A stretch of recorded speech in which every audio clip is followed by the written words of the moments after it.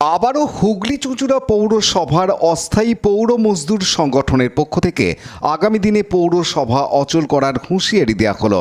আজ হুগলি চুঁচুড়া পৌরসভা অস্থায়ী পৌর মজদুর সংগঠনের পক্ষ থেকে পৌর প্রশাসকের কাছে বিভিন্ন দাবি নিয়ে একটি স্মারকলিপি জমা দেয় তারা। তাদের মূল দাবিগুলির মধ্যে অন্যতম প্রতি মাসে 1 থেকে 10 তারিখের মধ্যে সকল প্রকার অস্থায়ী পৌর মজদুর ও কর্মচারীদের মাসিক বেতন একই দিনে প্রদান করতে হবে এবং পৌরসভায় কর্মরত সকল প্রকার অস্থায়ী মজদুর ও কর্মচারীদের দৈনিক মজুরি আগামী 1 মার্চ 2025 তারিখ থেকে 100 টাকা হারে বৃদ্ধি করতে হবে। এ বিষয়ে উল্লেখযোগ্য এই যে 2023, 24 ও 25 সালে রাজ্য সরকারের ঘোষণা অনুসারে স্থায়ী কর্মচারীদের মজুরি বৃদ্ধি হয়েছে, কিন্তু পৌর অস্থায়ী কর্মচারীদের ক্ষেত্রে দৈনিক মজুরি বৃদ্ধি করা হয়নি। এই দাবিগুলো ছাড়াও বিভিন্ন দাবি নিয়ে আজ পৌর প্রধানের কাছে স্মারকলিপি জমা হয়। সম্পূর্ণ বিষয় প্রসঙ্গে পৌরসভার পৌরপ্রধান অমিত রায় বলেন, দাবি অস্থায়ী কর্মচারীরা জানাতেই পারে, কিন্তু আমরা নতুন বোর্ড আসার পরই তাদের বেতন বৃদ্ধি করেছি। তিনি জানান, সারা রাজ্যে কোনো পৌরসভায় অস্থায়ী কর্মচারীদের বেতন বৃদ্ধি করেনি। আমাদের যখন অস্থায়ী কর্মচারীদের বেতন বৃদ্ধি করার সময় হবে তখন আমরা ভাবনা চিন্তা করব।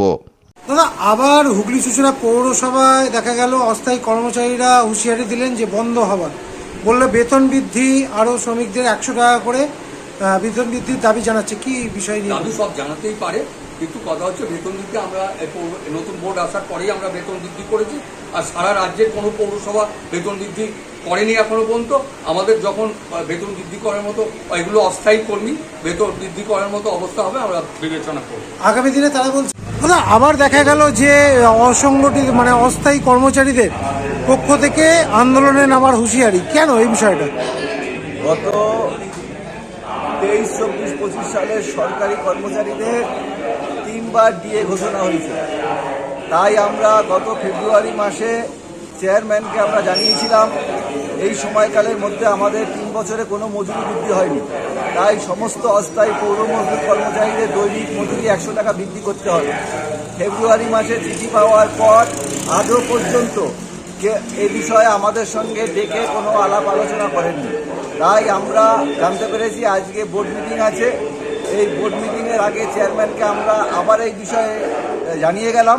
আজকে যদি কোনো সিদ্ধান্ত না হয়, অস্থায়ী কর্মচারীদের যদি কোনো মজুরি বৃদ্ধি না হয়, কোনোরূপ ভাবনা চিন্তা তাদেরকে নিয়ে না হয়, তাহলে মে মাসের প্রথম সপ্তাহ থেকে এই আন্দোলন শুধুমাত্র হুগলি পৌরসভার অস্থায়ী পৌর মজদুর কর্মচারীদের আন্দোলন থাকবে না, এটা গণ আন্দোলনে রূপান্তরিত হবে।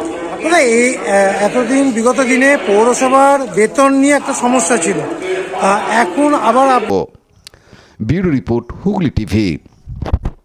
লাইক, শেয়ার, সাবস্ক্রাইব করুন হুগলি টিভি। খবর এখন বুক পকেট।